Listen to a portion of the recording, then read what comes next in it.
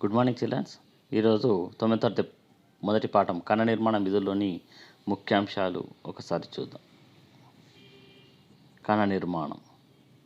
కణం గురించి అధ్యాయాన్ని సైటాలజీ అంటారు. జీవుల యొక్క నిర్మాణాత్మక క్రియాత్మక ప్రమాణం కణం.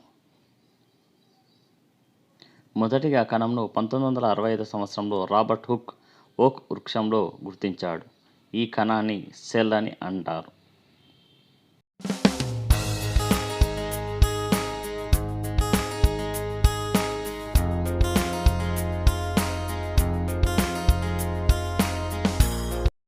సెల్ లాటిన్ భాషాపదం. దీని అర్థం ఖాళీ గది. రాబర్ట్ హుక్ కనుక్కున్నది ఒక నిర్జీవ కణం. కణంలో కేంద్రకాన్ని గుర్తించినది రాబర్ట్ బ్రౌన్ 1831 సంవత్సరంలో. ఫెయిలో పాంటానా బుగ్గ కణాల్లో సజీవ కణాన్ని గుర్తించినప్పటికీ ప్రాచుర్యంలోకి రాలేదు.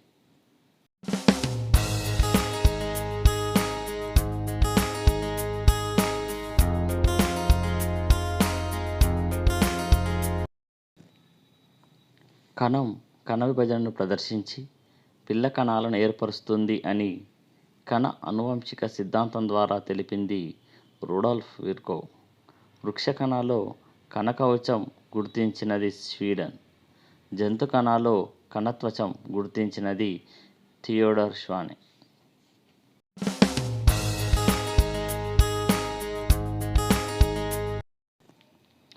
1674 సంవత్సరంలో ఆంటోనీ వాన్ ల్యూవెన్హాక్ సూక్ష్మదర్శినిని ఉపయోగించి సజీవ కణాలైన బ్యాక్టీరియాను గుర్తించాడు.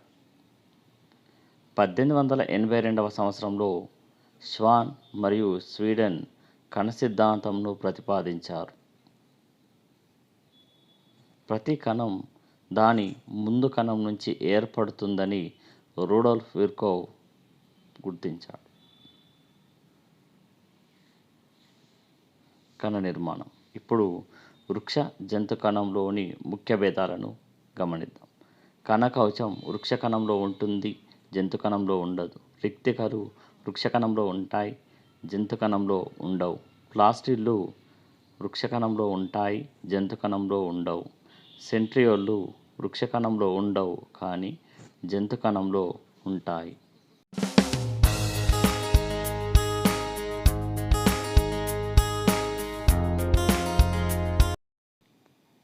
జంతు కణంలో కేంద్రకం కణ మధ్యలోనే ఉంటుంది కానీ వృక్ష కణంలో కేంద్రకం ఒకవైపుకు ఉంటుంది. దీనికి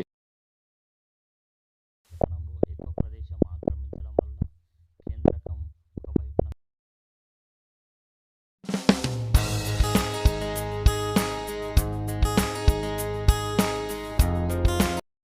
కణ నిర్మాణం.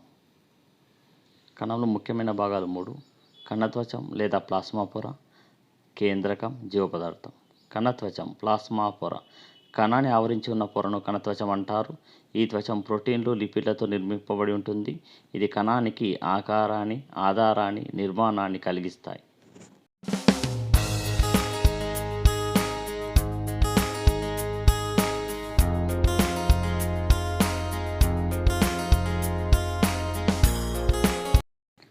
కణత్వచం కణం లోపల ఉండే వాతావరణాన్ని, బయట ఉండే వాతావరణాన్ని వేరు చేస్తుంది. కణత్వచాన్ని ఆవరించి ప్రత్యేకంగా ఏర్పడిన పొరను కణకవచం అంటారు. కణకవచం మొక్కలు, బ్యాక్టీరియా, కొన్ని శిలీంధ్రాలలో ఉండును.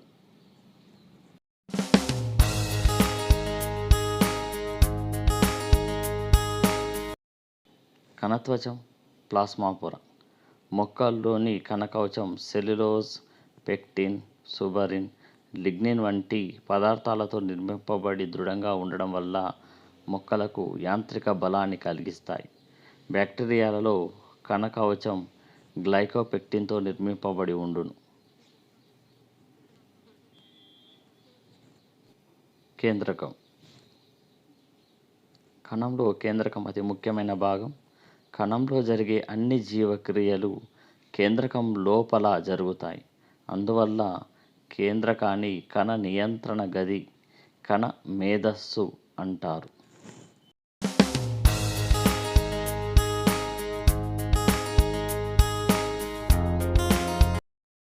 కేంద్రకాన్ని ఆవరించి ఉండే త్వచాన్ని కేంద్రక త్వచం అంటారు. ఈ కేంద్రక త్వచం జీవ పదార్థాన్ని కేంద్రాన్ని వేరు చేస్తుంది. కేంద్రకం మధ్యలో గుండ్రంగా ఉండే అతి చిన్న నిర్మాణం కేంద్రకాంశం. కేంద్రకాంశం రైబోజోములను ఉత్పత్తి చేస్తుంది. అందువల్ల కేంద్రకాంశాన్ని రైబోజోముల కర్మాగారం అంటారు.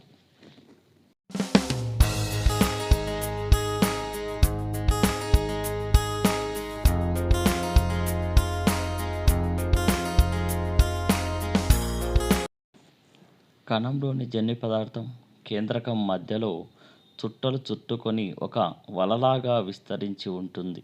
ఈ నిర్మాణాన్ని క్రోమాటిన్ అంటారు. ఈ క్రోమాటిన్ కణం విభజనలో క్రోమోజోములుగా మార్పు చెందును. కేంద్రకం మధ్యలో అక్కడక్కడ రైబోజోములు ఉంటాయి. కేంద్రకం మధ్యలో ఉండే ద్రవ పదార్థంను కేంద్రక రసం అంటారు.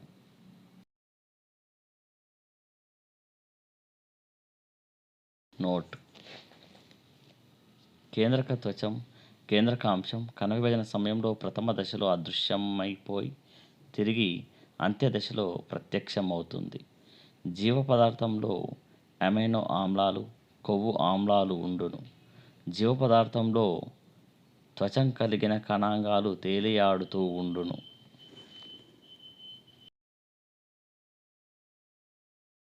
జీవ పదార్థం కణంలో కేంద్రకం, కేంద్రక త్వచం తప్ప మిగిలిన భాగంలోని ద్రవ పదార్థం మొత్తాన్ని జీవ పదార్థం అంటారు.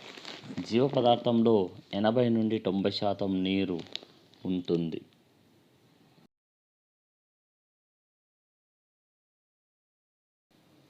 కణాంగాలు. మైటోకాండ్రియా. ఇది పొడవుగా గుండ్రంగా ఉంటుంది. దీని పొడవు 2 నుండి 8 మైక్రాన్లు. దీని వ్యాసం 0.5 మైక్రాన్ల. కణం కంటే 150 రెట్లు పెద్దది. ఇది ప్రతి కణంలో 100 నుండి 150 వరకు ఉంటాయి. అయితే జంతు కణంలో వీటి సంఖ్య పెరగవచ్చు. మైటోకాండ్రియా 2 పొరలను కలిగి ఉంటుంది. లోపలి పొర ముడతలు పడి ఉండును. ఈ ముడతలు పడిన నిర్మాణంలో లోపలికి చొచ్చుకొని ఉండే భాగాన్ని క్రిస్టే అని, బయట విశాలంగా ఉండే భాగాన్ని మాత్రిక అని అంటారు.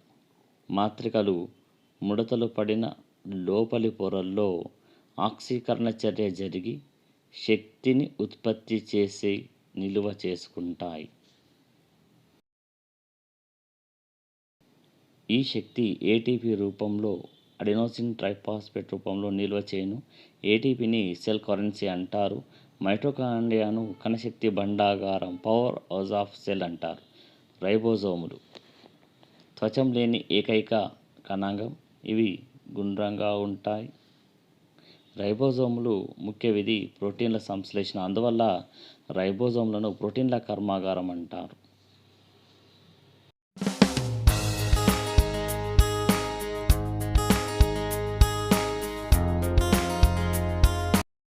లైసోజోములు. ఇవి గోళాకారంగా ఒక త్వచాన్ని కలిగి ఉండును. దీని ముఖ్య విధి లిపిడ్ల సంశ్లేషణ. ఎంజైమ్లను ఉత్పత్తి చేసి కణాంతర జీవక్రియలో పాల్గొంటుంది. వీటిని స్వయం విచ్ఛిత్తి సంచులు, సూసైడబుల్ బ్యాగ్స్ ఆఫ్ ద సెల్ అంటారు. కణానికి వ్యాధికారక జీవి ఆక్రమించినప్పుడు, తగినంత ఆహారం లభించనప్పుడు కణం నాశనం చెందకముందే లైసోజోమ్ స్వయంగా విచ్ఛిత్తి చెందును. సాధారణంగా లైసోజోమ్లు కణంలోని వ్యర్థ పదార్థాలను, ఆమ్లాలను నిల్వ చేసుకుంటాయి. లైసోజోమ్లు విచ్ఛిత్తికి గురైనప్పుడు వాటి శరీరం నుండి వ్యర్థ పదార్థాలు విడుదలై కణం మొత్తాన్ని ప్రయాణం చేసి కణాన్ని నాశనం చేస్తుంది. అందువల్ల వీటిని కణ వినాశనానికి దారి తీసే కణాంగం అంటారు.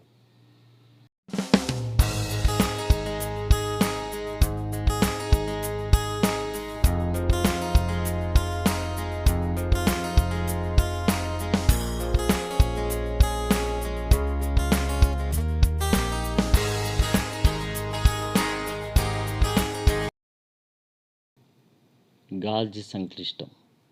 ఇవి పొడవుగా నాళాల వంటి నిర్మాణంలో ఉండును. వీటి చివర తిత్తులు లేదా కోశాల వంటి నిర్మాణాలు ఉండును. కణంలోని ద్రవ పదార్థం ఆహార పదార్థాల రవాణా చెందే ముందు ఈ తిత్తుల వంటి నిర్మాణంలో తాత్కాలికంగా నిల్వ చేయబడును.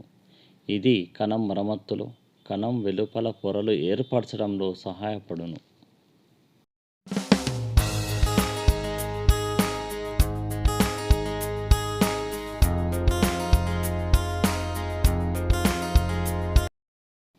అంతర్జీవ ద్రవ్యజాలం కణంలో కేంద్రకంతో అనుసంధానం చేయబడి కణం మొత్తంగా విస్తరించి కణానికి ఆకారాన్ని ఇచ్చే కణ అస్థిపంజర వ్యవస్థ.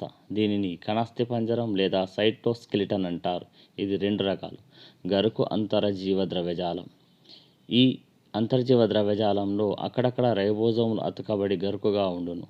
ఇది ప్రోటీన్ల సంశ్లేషణలో పాల్గొంటుంది.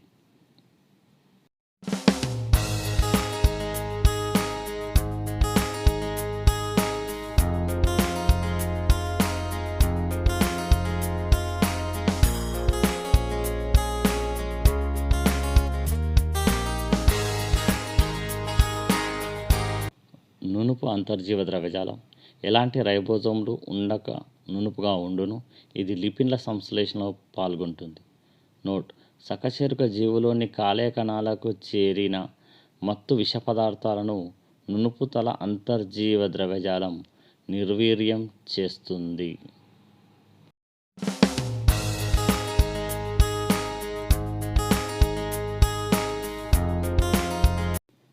సెంట్రియోల్ ఇది కణ విభజనలో పాల్గొని క్రోమోజోముల కండె తంతువులను ఏర్పరచును.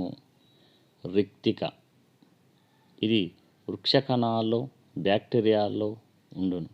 రిక్తికను ఆవరించిన పొరను రిక్తిక పొర లేదా టోనోప్లాస్ట్ అంటారు.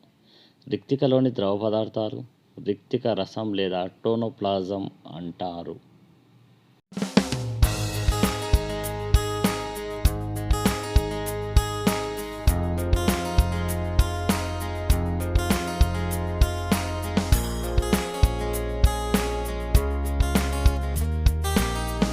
వృక్ష కణాల్లో రిక్తిక ద్రవాభిసరణ పీడనం నియంత్రణతో పాటు ఆహారాన్ని నిల్వ చేయును. బ్యాక్టీరియా కణంలోని రిక్తికను సంకోచ రిక్తిక అంటారు.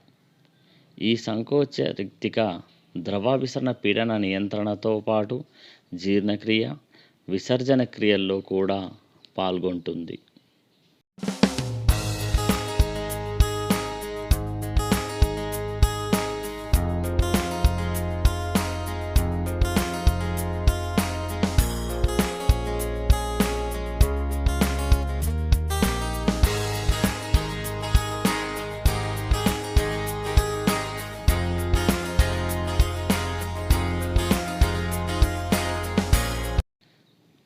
ప్లాస్టిడ్లు మొక్కలోని వివిధ భాగాలు వివిధ రంగుల్లో ఉండడానికి కారణం ప్లాస్టిడ్లు.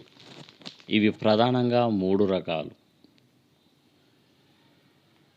1. ల్యూకోప్లాస్టిడ్లు లేదా వర్ణరహిత ప్లాస్టిడ్లు. సూర్యకాంతి తగలని భాగాల్లో ఈ ప్లాస్టిడ్లు ఉండి ఆహారాన్ని నిల్వ చేస్తాయి.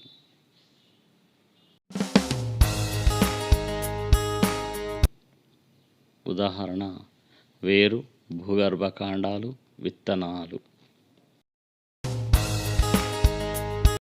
2. క్లోరోప్లాస్టిడ్లు. ఇవి మొక్క ఆకుపచ్చ భాగాల్లో ఉండి పత్రహరితాన్ని కలిగి ఉండి కిరణజన్య సంయోగ క్రియ జరుపుటలో తోడ్పడుతుంది. ఉదాహరణ: లేత కాండము, పత్రం. నోట్: పత్రహరితాన్ని kitchen house of the cell అంటారు.